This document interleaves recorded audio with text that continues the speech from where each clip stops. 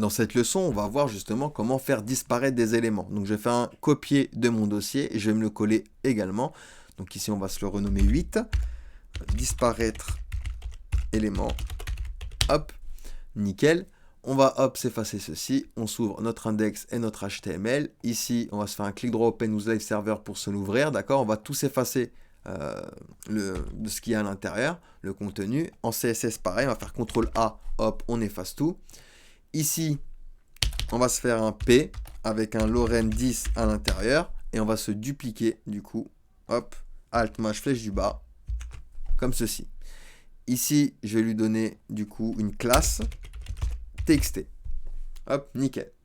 On a nos 3 paragraphes, parfait. On vient ici du coup en CSS, on va viser nos P, on va lui donner une width de 300 pixels, une height de 80 pixels et un background color orange. Hop et hop, nickel, parfait. On va viser maintenant txt. .txt. D'accord, donc il est au milieu. D'accord. Comment je peux faire disparaître un élément? Eh bien, on en a vu déjà un, display none. Display none, ça va enlever le display, il va disparaître du flux. D'accord, donc je vous le mets ici. Alors, none égale disparaît du flux. D'accord? Donc ça, c'est important de le savoir. On ne peut plus interagir avec. D'accord? Donc il disparaît du flux. On a également, du coup, hop, je me le mets en commentaire. Je vais venir en bas. Je vais faire visibility hidden. Hop et hop. Donc il va disparaître, mais il est resté dans le flux. Vous avez vu, j'ai un écart ici, car il est resté dans le flux. C'est ça le flux, d'accord? Quand je vous dis il disparaît du flux, il reste dans le flux. Là, on le voit. On voit l'espace en fait. On ne voit pas l'élément même, mais on voit l'espace. Donc il est resté dans notre flux, d'accord? Donc ici, je vais vous le mettre également. Hein.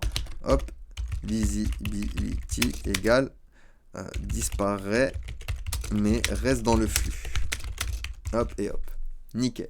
Et on en a un troisième. Donc je viens ici. Hop. C'est opacity. Donc si ici je fais opacity 0. Tac. Hop. Regardez. Il est également invisible. Mais il est également resté dans mon flux. D'accord? Donc hop. Ici je peux mettre disparaît. Mais reste dans le flux. D'accord?